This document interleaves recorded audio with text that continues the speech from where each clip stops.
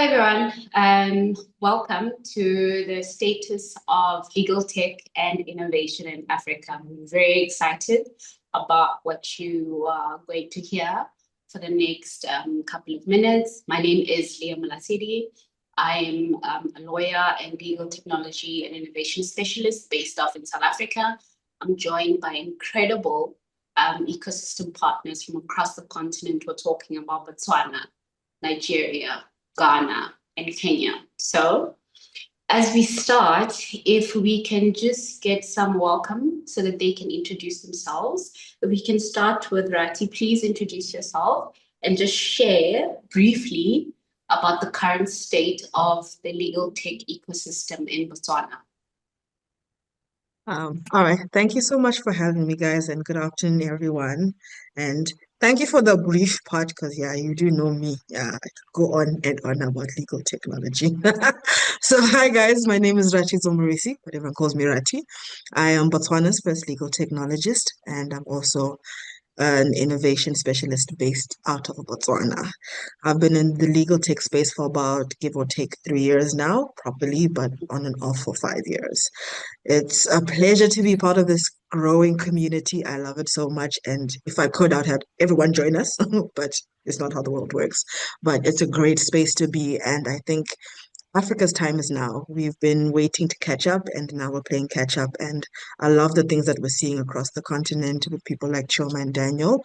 I'm always meeting new faces, and I absolutely love it. So thank you for having me. A pleasure.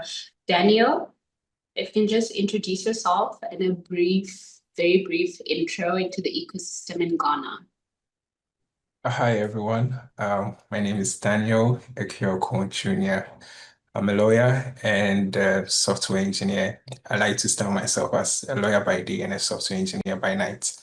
Currently, I work with Templars as a commercial disputes attorney. And I'm also the founder of Fermat Labs, which is a software company that builds tools to make lawyers efficient and to make law accessible. In Ghana, I would say the legal tech ecosystem is a burgeoning one, and I think it's growing fast.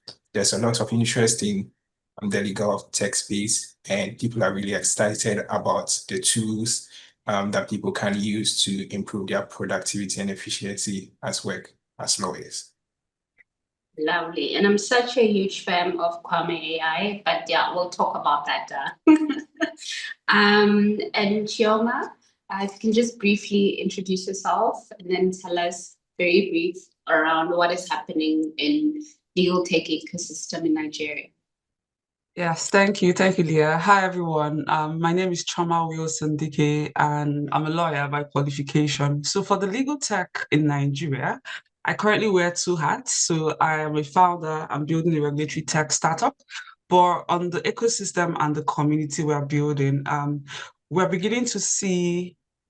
So I'd say this, 2 years to now, if you mentioned legal tech in Nigeria, people would have wondered what you were saying, even though we were using those tools, even though, like we had the law pavilion, even though we had, like the digital law libraries, but people would have wondered also, what do you mean by legal tech? Even last year, people would have wondered, what does that mean? But we're at the point now where we're beginning to see not just events springing up about law and technology, about legal tech, but we're beginning to see it even at the grassroots level.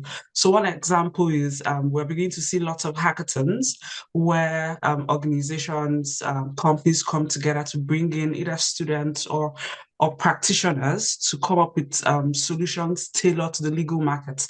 So one example is we're currently working with one university out of Nigeria, and we're equipping students with the knowledge and the skills to build, tools for the legal space when they graduate.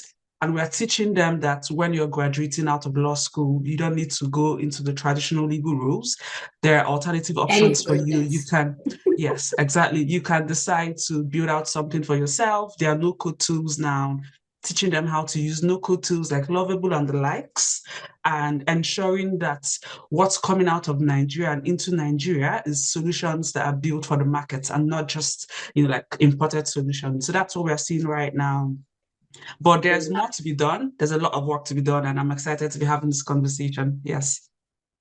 Thank you so much for everyone for joining us. I think the most common thread that I've seen across the board is a sense of community, because I don't think change happens in isolation. So you see organizations like BALT coming out of Botswana, the Botswana LegalTech network. Then you have Nigeria with the Nigerian LegalTech network. Then you have Ghana with the LegalTech Lounge. Then you have folks in Kenya with the Africa Legal Law Tech Hub. Like it gives me hope as an external observer who sees these things. But then coming back to Rati, I want to know, you said that you are the first legal tech knowledgeist in Botswana.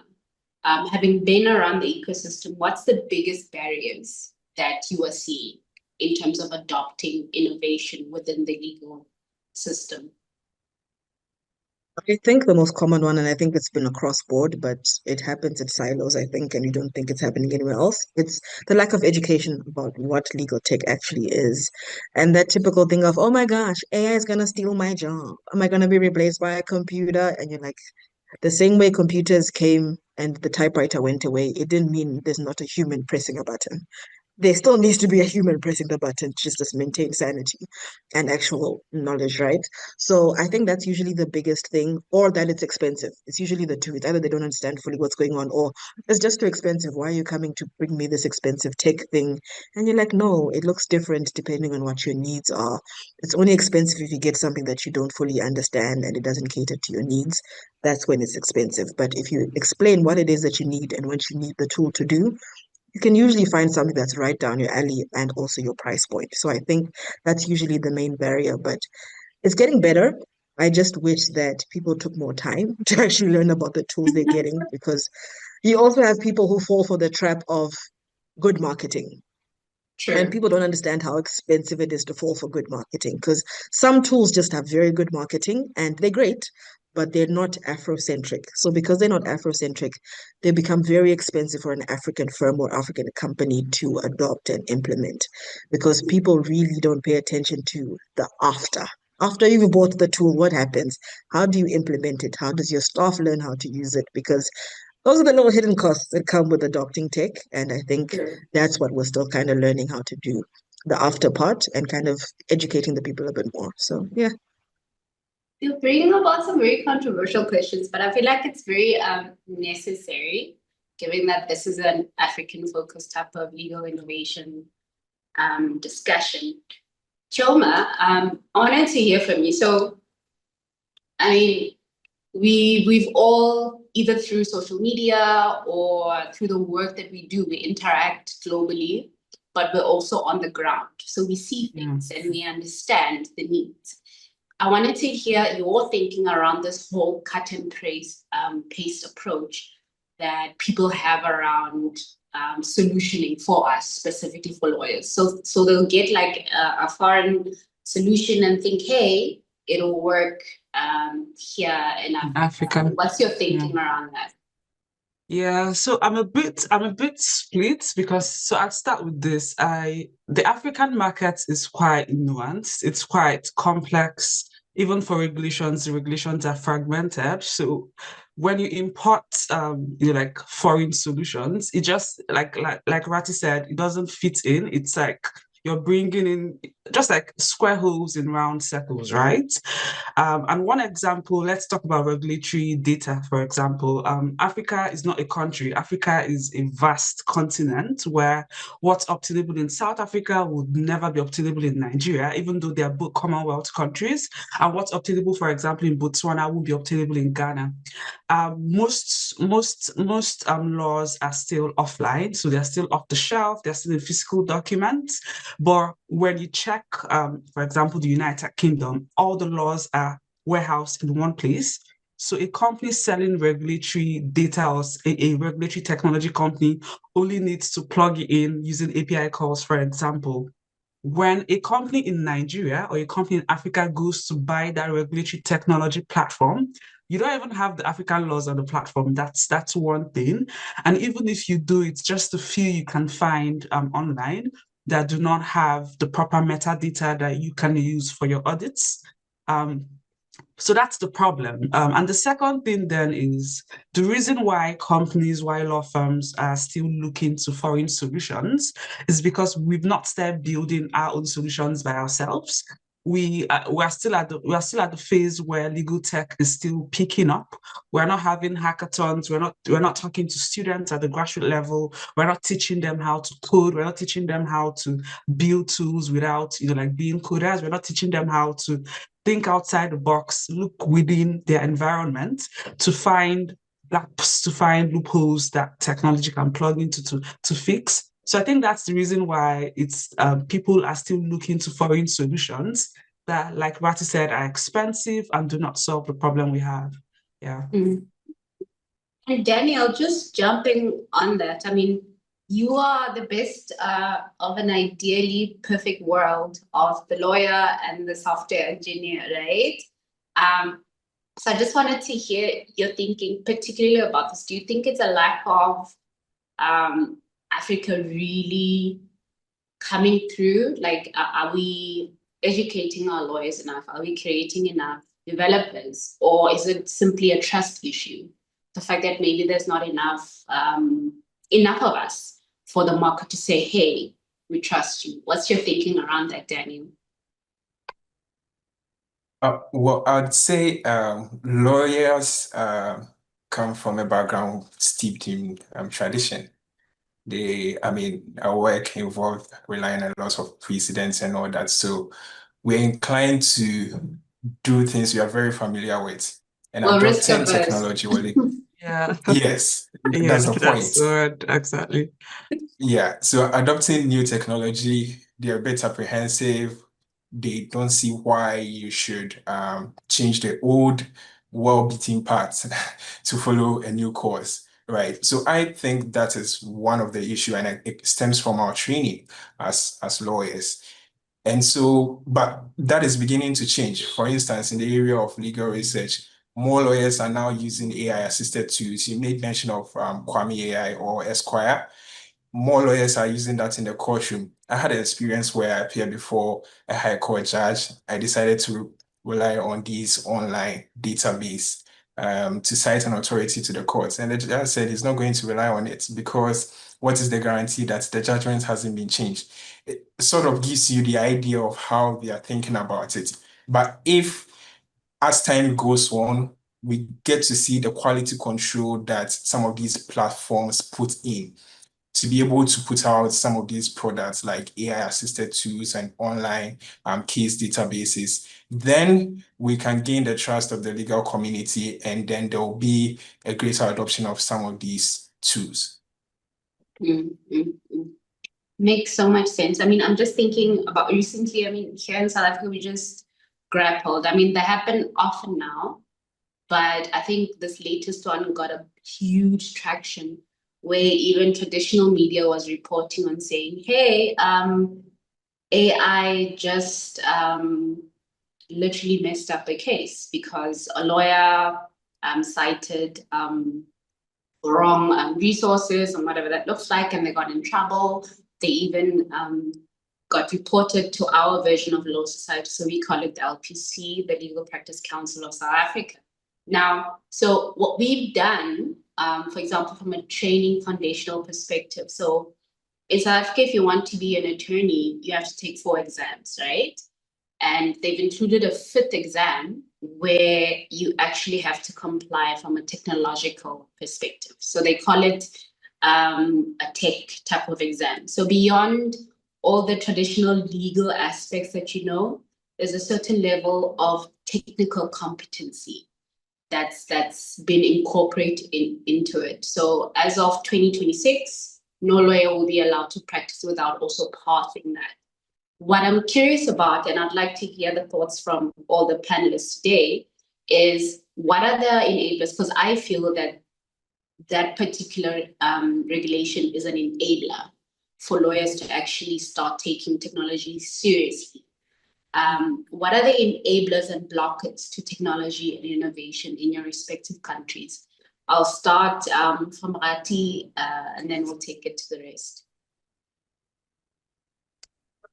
I like that. I think usually the biggest thing is the cost of the courses.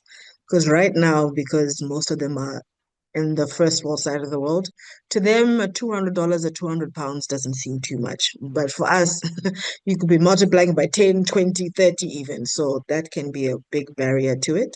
And also just getting people who actually offer the courses who are certified, right? I think we need more who are Africa based. I think that makes them also more affordable because them being based in the States or in the Europes of the world, they can't avoid making it cost that much because £200 and $200 is quite cheap for that kind of course. So we need a bit more African-based institutions kind of getting into this thing because I think that then helps us actually train more of our students and our legal professionals. Because like you're saying, I totally am for even our law society. I've kind of been lobbying for the same to get the technical competency being added to the law exams, right? Because I think that's what today's lawyer looks like now. And we can't keep ignoring the fact that it's a thing now and we actually need to add it. So I prefer to start top down. So I think even at the university level, it needs to be there because you can't just get to a professional exam and nothing in your university was even based at that. I think that's kind of unfair. So I think they definitely need to introduce it from the university level first and then work upwards, because I think that prepares them at the same time as they're doing everything else, and then it makes it more well-rounded. Like the rest, also that's what the first world is doing anyway. They started off with the small courses until they turned into a whole full-fledged degree. So I think definitely that's usually the barrier, the cost of the training itself. Other than that, I think most countries are kind of adopting the fact that tech is here and it's here to stay. And I think usually the other thing that is stopping anything African is the policies. Because getting any policy to be done and sorted in any African country is an uphill climb to say the least.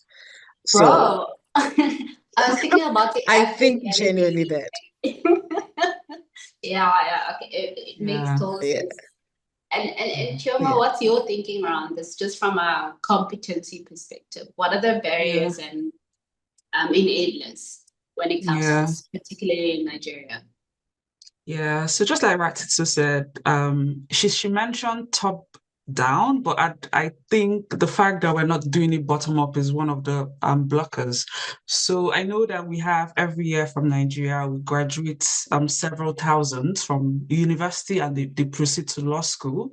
But between that, maybe the 500 level, that's the final year, up to like the law school before they're called to the Nigerian bar, there are no skills or there are no courses, even if it's not core legal courses that's centered on law and technology, it's still an optional for so many people. And that's the reason why I've been advocating for, the experts there already know that there's technology, but I've been advocating for students at the first level, the 100 levels, to start, like embracing these skills, to start working on solutions to ensure that by the time they are graduating, by the time they become lawyers, they are well equipped with, like the knowledge and the necessary skills.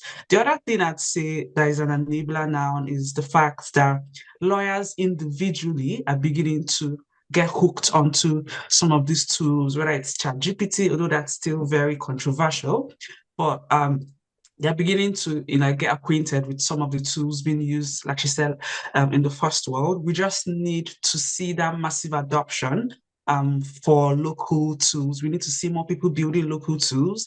We need to have more events like this, like maybe not virtual, but more Afrocentric events where it's either a hackathon, it's a legal tech event, it's a legal law and technology event. Just so the more we do it, the more people get, even beyond lawyers, even people we call laymen, but like the general society, they become aware that there's now the proper embedment of technology into the legal sector. I'd say that we also need to see an active involvement by regulatory and government bodies, whether it's partnerships with law societies or law associations, just to ensure that even though we're working bottom up, but there's that top-down approach as well. Like to give credibility, because I feel like one of the biggest challenges I faced a couple of years ago, and I thought about it, and I'm like, lawyers just don't trust anything. We have trust issues. There needs to Yeah. be credibility, like there needs to be a university or a big brand or something behind that actually validates whatever it is that you're doing. So Daniel, I'm approaching the same question to you. Like, what are the enablers? What are the blockers that you're seeing? Yeah, thank you so much. So in terms of the enablers, I would say that one thing I have observed is that the demographic of lawyers is changing in Ghana. Previously, it used to be a lot of aged old people, but there are lots of young people entering the legal industry, the legal profession. And so because most of these people are tech savvy, right, they are more inclined to adopt such legal tech tools in their work because we want to save time. There's no time to waste on things that a machine or a software can do for you easily. So because that demographic of lawyers is changing, the appetite or the desire for legal tools, legal tech tools in Ghana is also increasing. There's also that interest. You made mention of the Legal Tech Lounge in Ghana. Recently, they hosted a hackathon. There was also a meetup where people get together to talk about the ecosystem, which tools are available, and all that. So that is sort of sparking the interest, and the fire keeps on burning. So it's a form of education that people get to know what tools are available that they can use in their work. In terms of the blockers, I would say that the available tools in the market do not cover most of the areas where you can apply legal tools. Let me give an example. In Ghana, it seems most lawyers are familiar with doing legal research with AI-assisted platforms. And it seems that most of the companies providing legal tech tools are in that industry. So we have a couple of companies like Judy Legal, we have Kwame AI or Esquire, there's Dennis Law, and a host of others, right? But there are other areas of the law like contract management softwares, e-discovery and all those things that we do not have homegrown solutions for. So then we have to rely on products from other jurisdictions. And because these have not been created with us in mind, sometimes they do not fit. Sometimes they work very well, right? So that is some of the blockers that we are having or experiencing in the ecosystem right now. And it comes with another blocker, which is the issue of cost.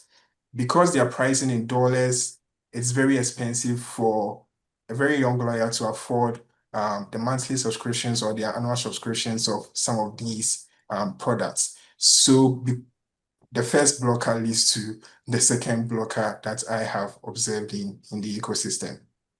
Thank you so much for bringing that up, because I think sometimes, because when you look at legal tech and maybe a bit of law tech, there are different market segmentations across the board. So you have folks like, for the lawyers, their needs are very different, like the ones that are practicing, extremely different from, for example, your in-house lawyers. And those are very different from, for example, average citizens, like people who just want to have access to legal services. So I just wanted to hear your thinking, and I'm going to go back to you, Rati, around, because what I'm seeing in the market is externally, like foreign companies will literally just focus on one thing, for example, billing. And that's the entire business model. They'll just focus on billing for lawyers, and that's it. Whereas with us, in order to diversify, just from a business modeling perspective, to diversify income, you actually have to do a bunch of stuff. So you'll find instead of billing, it'll be a traditional practice management software. And then maybe they'll spill out into debt collection or spill out into something and maybe dabble in, let's say, CLM solutioning. I just wanted to hear your thinking around that type of approach when it comes to increasing adoption of legal technology on the continent.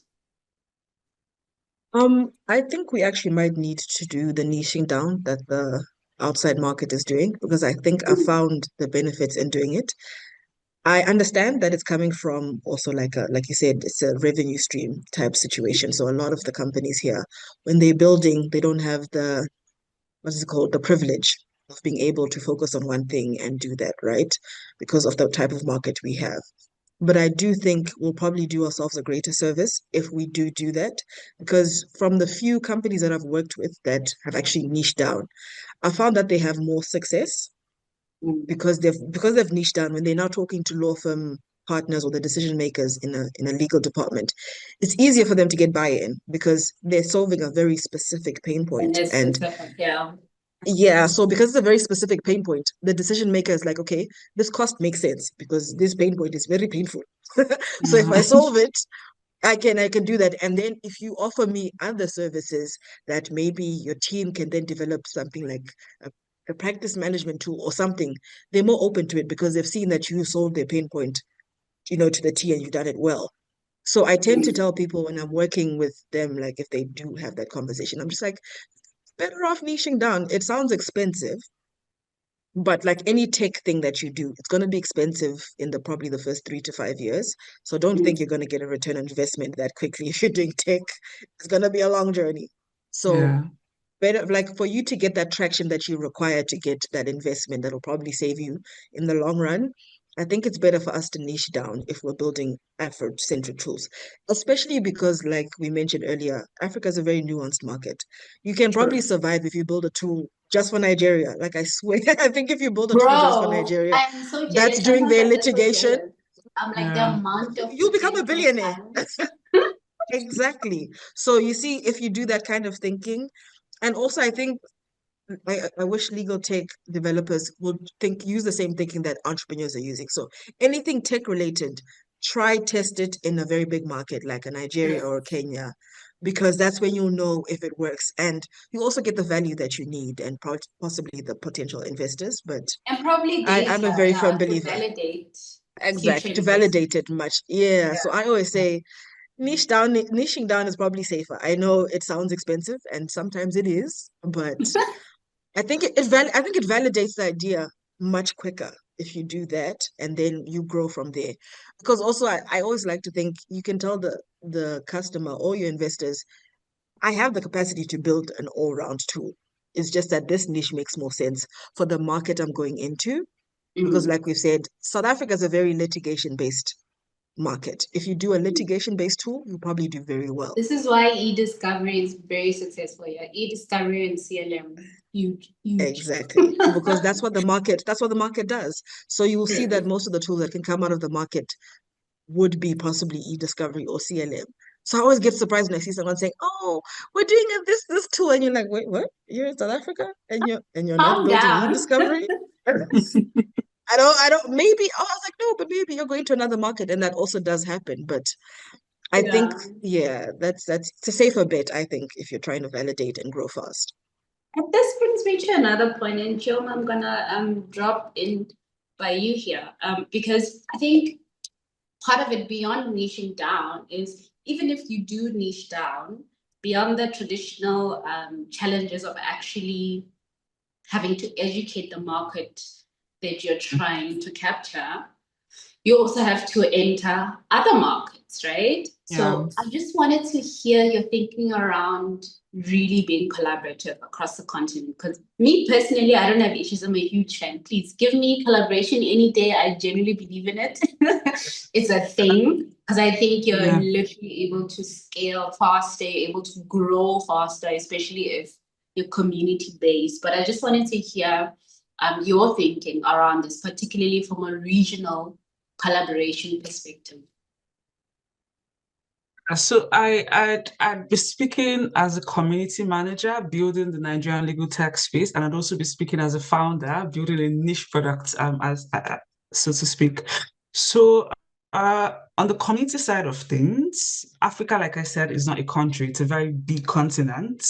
If you're building a tool specifically for Nigeria, you're going to get to a point where you either have investors who are asking for really massive returns, and they're like, Africa is very big, why are you just focusing on one area? Or yourself, you're even looking to sort of venture out You can decide to go from Kenya to Nigeria or to Ghana or to South Africa.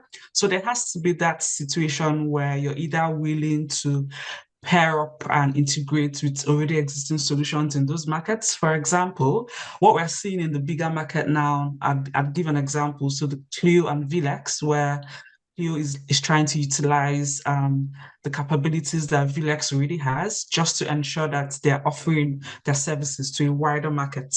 We need to start seeing something similar to in like the African space, and it does not have to be two very large products. It could be the very small ones like ourselves coming together to become big, like two small solutions coming together. Small? Who is small, man? I mean like myself. No, like I mean like startups like myself. That's what I'm saying. So startups like I'm still basically starting up, not small. We must think big. We are already big, please. In other words, Leah is saying you are not small. Leah is telling you are not small. Yeah, of course, yeah. I mean, hopefully we're going to get to the 1 billion mark very soon. But what I was trying to say was, yeah, so even the bigger guys, medium size, small, it could be different sizes coming together to pair up to go into like another market. So it could be for example, a regulatory technology product pairing with an e-discovery to enter into, for example, the South African markets. Instead of going into stats, like to reinvent the wheel, you're better off, like doing that instead of starting from scratch. So that's it on the, like products and founders side of things. So on the community side of things, I really do not think that the African, like law and tech or legal tech ecosystem will thrive as much if we do not have this type of conversations where there's someone from South Africa, there's someone from Botswana, Ghana, Nigeria, Kenya, etc., coming together to compare notes, here's what's working in my country, what's working in yours, how do we come together to ensure that beyond the country, beyond the regional and very small, geographical locations, on the vast, on the larger African ecosystem, we're building it in such a way that our products and our community and our people can, export their solutions or, become, conglomerates or even industry giants in the world. That's one thing. And the second thing is we also need to see events. So beyond having virtual events where we're having these conversations, which are really insightful and useful, but we need to start bringing ourselves together more. I know that that's arguable because, when you start talking about the visa restrictions or these restrictions and that restrictions, but we can find a way to make it work where we pick a location, for example, for a year. It could be South Africa, it could be Kenya, it could be wherever. We come together, we either host an Africa-focused event. It could be a hackathon, it could be a conference, it could be a summit, and it becomes a yearly ritual where it goes from country to country. And we're able to, of course, spread the word faster and show the world that, when it comes to legal tech, Africa is united. Yeah. Okay, I couldn't agree more. Which brings me to, and I'd like to hear from you, Daniel, about this. So obviously, we're in the ecosystem, and for example, when I started, I was searching for lessons from other countries. So obviously, because the US was a bit ahead, I looked to them. But then as we grew as a continent, I started seeing other things. I'm like, oh, okay, I can do this. Oh, I'm learning this because I'm a stalker. Don't tell anyone. I stalk people and things. But Daniel, I wanted to hear from your perspective, what are some of the lessons that you've learned from other countries in terms of what they're doing in legal? Sorry, Leah, can you take that again? I'm just asking, just from a lesson perspective, what are some of the lessons that you're taking in that you think should be applied, for example, in Ghana, that you're learning from other African countries? Yeah, so one of the lessons I'm picking up is the collaboration points that Chioma made with companies already in the ecosystem doing different things, and those doing the same thing can also come together to form one giant company to solve a very niche problem. I think for me, one thing, I mean, as a software engineer, I've always believed in is that even though there are good wheels, sometimes you have to reinvent the wheels in the sense that that is the way that you get better wheels, right? So one part of me is really huge on people building competitive tools to challenge what is already in the market so that people do not become complacent. But I'm also big on collaborating to where interests are aligned to solve a huge problem in the market. So it's one lesson I'm picking from this conversation. And Rati, what's your thinking around this, around like the type of lessons that you think should be applied in Botswana? You and I are the same. We like things and we're always together. So I'm very much a supporter Why are of you doing things telling our together. things in the middle of the public? This one is a good one, so we can share it with everybody. So like yeah, I'm finding that when like Daniel's mentioning, when our interests are aligned and we push a joint narrative together, the support is always very massive. And we get into those rooms that we've been trying to get into significantly quicker. And also sometimes those doors open and the people are now coming out to come to us. We're not knocking anymore. Just because we've decided, okay, you don't want to work with me, I'll do it myself. And then we'll catch up somewhere there in the front. So I do see that that is something that the Americans did a lot. Like they're very big on, if you don't open the door, I will build a My door own myself, door. and then you come to me. Yeah. Yeah. So I see that happening, and I think it's working very well for us. And I do wish that we do a bit more collaborative stuff, like the other people have said, because I think the collaborations now make it sound like one band, one sound. It's always significantly louder than just one voice. And I think that will help us with the policies and government barrier because, hey, one thing Africans know is to do what, yeah, Africans, we are very much, oh, our neighbor's doing this, me, I'm bigger. Let me do it bigger and better and faster. So I think that is something that will really help us in this situation because I see a lot of law societies and stuff wanting to be like, we're the first Because the other law to do society is this. doing it. Yeah. So you do a tech, me, I do AI tech and innovation. So I think it'll benefit us and behoove us to kind of collaborate amongst ourselves and then go to those people and be like, so you see what we're doing? Catch up. If you don't do it, I'll go next door and do it with them. And I think that usually gets them like, oh my gosh, oh, okay. So our name, exactly. So our name can get out there. So I think if we do that more, I think we'll kind of get there. And I think we'll catch up significantly faster because right now I don't like the fact that we're playing the catch-up game with the rest of the world and this legal tech thing. So I think it'll allow us to catch up faster and get those people who can make the changes for us to come and talk to us. And we will have the upper hand. We're not begging or desperate. I believe in making noise, a lot of noise. So much so that they can't ignore you. Chioma, I'm going to ask the same question. Yeah, and I'm going to be speaking because I host and manage events a lot.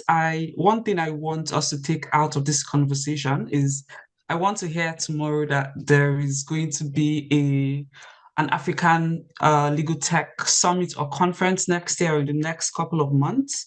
That's one thing I've been looking forward to. I'm tired of traveling all the way to America or like I'm here in the UK to attend events. I want an event where it's for Africa, built by Africans for Africans. I know there's been a couple events in Africa that, from my research, weren't built for Africans or weren't built by Africans. But I want a situation where community managers and leaders of several law tech or legal tech networks or communities come together, band together to build, like a summit or a conference that is for us. And we know, everything is nuanced the way Africans like it, the way Africans need it. The tools being showcased are built specifically for the African market. And that's one thing, I've been looking out for. The other thing, like I mentioned before, was lots of collaborations. I know that people obviously do not know, but Africa, like I always say, is a very vast and large continent. So there's always going to be the pockets and fragments. But if we can always once in a while come together to, share and ensure that we're advancing the legal tech ecosystem in Africa as one, even though there are several other like pockets of communities around the continent. So these are the two takeaways for me, but more on the first one. Okay. Carol, I'm not sure if you heard this. Chioma just committed to creating an African Legal Tech and Innovation Summit. So we'll hold her to that. Yeah, Chioma, I mean, warned you. Leah will knock you to the Oh, wall with I like things. stirring up things. if it Just a heads up. happens, if it happens, I'd be really glad to get involved in that. Just know But we'll it's be some there because we yeah. like things. Eshe, If you're me and like Leah will me, I definitely be like there. things. You guys are But pulling my also, legs, please but yeah. don't make the ticket 1 million, please. Because I think that's also another thing we need to work on in the legal tech The community. pricing. Hey, It's our quite pricing for these events yeah, can be a bit, Okay. yeah. and I think, yeah, Before we close, I just wanted to. I've intentionally left out the whole AI conversation, because I thought it would probably take an entire 2 hours past our time Yeah. drive. Yeah. But with each of you, I just want to hear your thoughts. AI, is it hype or is it for real? In your real world, like how you move, how things, the work that you do, the conversations that you're having. I'm just gonna start with Daniel. If you can tell us, AI, is it a hype or is it real?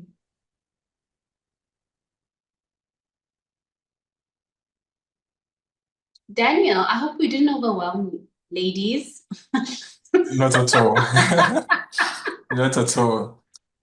So yeah, that's a very good one. I think there's a lot of hype, but there's a lot of real stuff going on.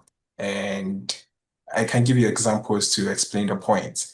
So applying AI to legal work, we're seeing platforms integrating AI to help lawyers find cases that they need very easy, to answer questions that they have in their legal research very easy, in drafting contracts, right? Some of these tools are not very bespoke. They are very general, like you have Copilots, you have ChatGPT, Gemini, and all that. But to a certain extent, they do the work. They help you rather than starting from scratch. You have these tools giving you a working draft that you can work with. So I think in that sense, AI is real, but there's also a lot of hype in the ecosystem about the capabilities of AI and all that. Let's not forget, the tool is not perfect. It hallucinates a lot and all that. So when people tend to over rely on AI to solve their problems or to give them solutions, that is where I see that the hype comes in. AI cannot replace lawyers. And so there has to be a human in the loop to ensure that the answers that the AI platform or system is giving you is correct. Balance it all, yeah. That is so, yes. So there's some hype in the ecosystem, but I think it's having real impact in the lives of lawyers and the community at large. And Rati, AI, is it hype or is it real? What's your experience? I'm gonna say something that sounds very controversial, right? But I like to think, Like stirring up things. you see, I've been spending too much time with you. Um, AI is only hype to the people who don't want to do the work. So they're using it as that shield that, oh, it does this, and they think, oh, I'm smart, and they want to be pretending that they're doing something. Those are the people who want to tell other people AI is hype so that they can do that and look smart. But the people who actually use AI on a regular basis and are using it for the right reasons, they know that it's real. They know that we need it, and it's where the world was naturally going. And it's also been around for a long time. People just didn't know what it was. So I think that's also another thing that you tend to know who actually knows what AI is by the way they talk about it. And the people who are educating themselves about what it is and how it can help you, to those people, it's real. The people that it's hyped to are the people who don't actually know what they can use AI for, what they should use AI for, what they should not use it for. Because AI is just like what laptops did to computers. They make it easier for you to have your computer around, but you still need to plug it into the power. It can't survive for the whole time. It still needs power. It still needs to be charged. It still needs someone to press a button for it to on and to off. So AI is just that tool that we need to help us get along, because generally with the way the world is moving with technology everywhere else, people and clients are now used to service faster, service more like this. So the lawyers, just like everyone else, now have to adapt. And AI kind of came like a thief in the night and it's just like, hey, I'm here. Let's do madness. And and I feel like it's the people who are stuck in the dark ages, unfortunately, who are struggling the most. But I think it's either evolve or get left behind. So yeah. And Chioma, same question. Is it hype or is it real in your environment, what you're seeing?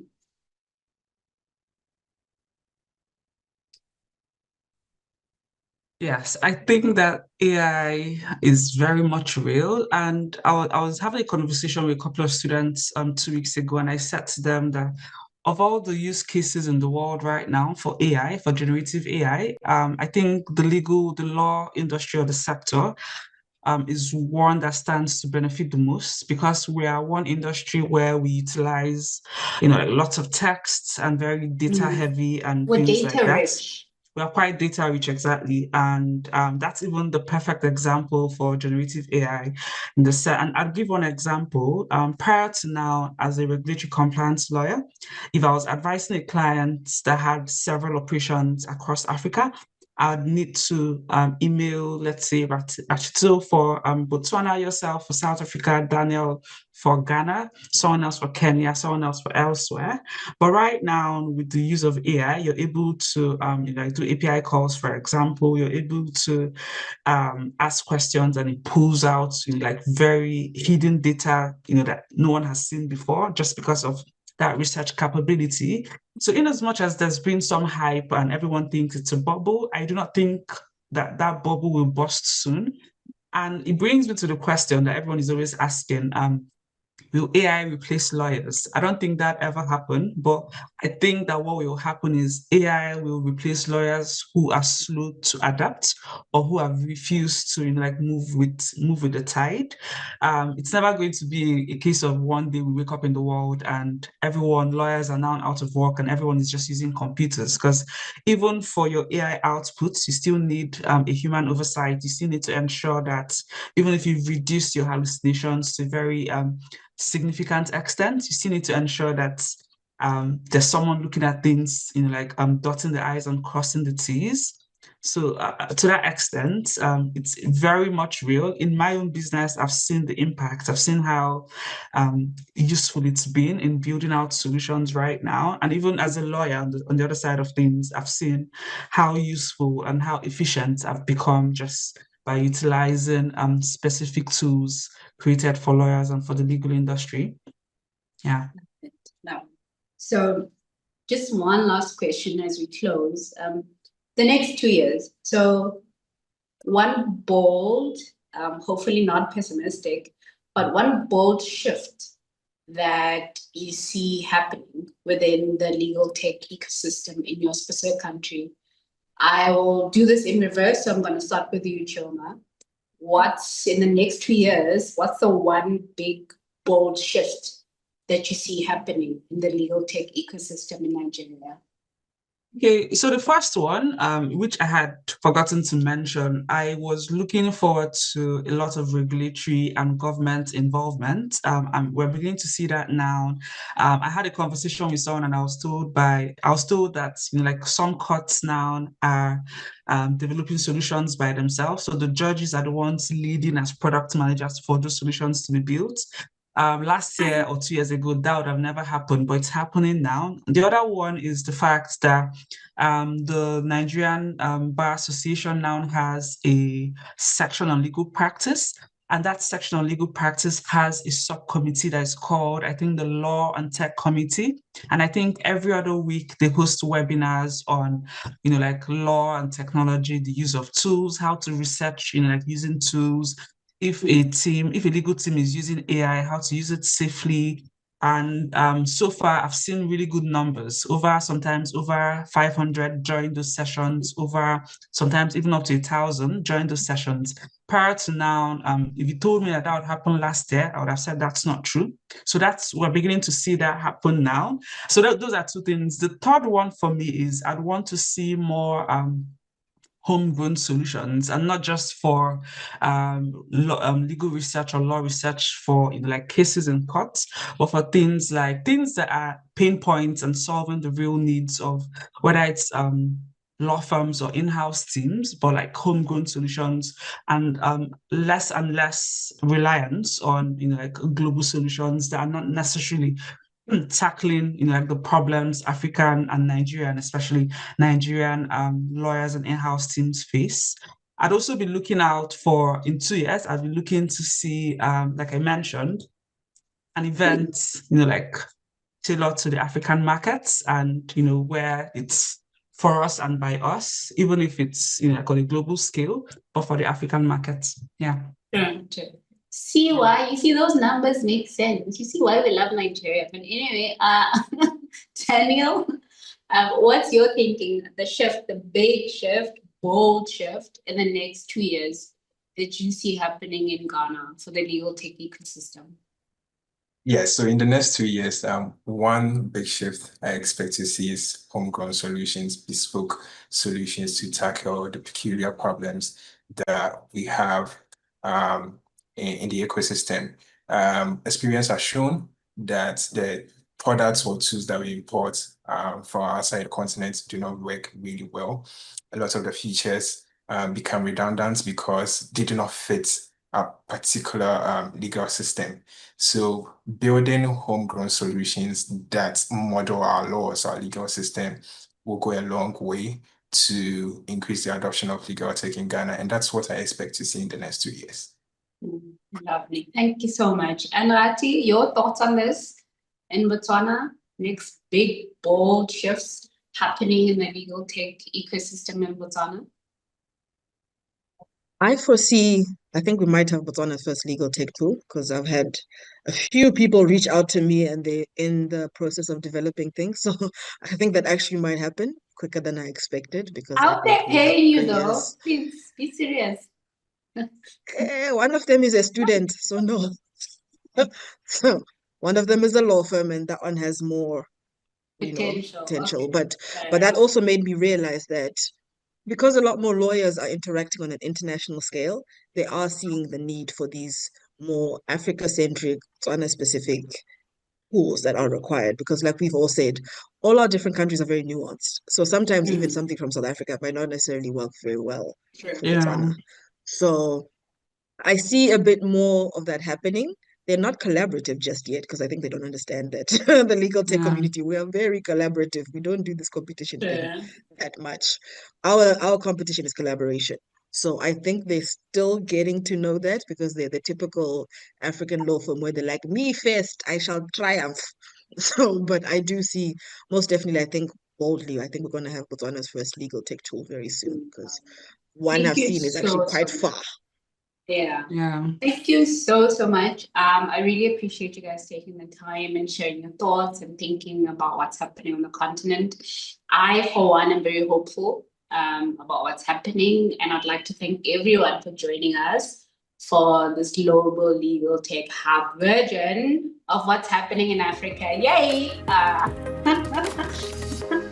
Very excited. Thank you.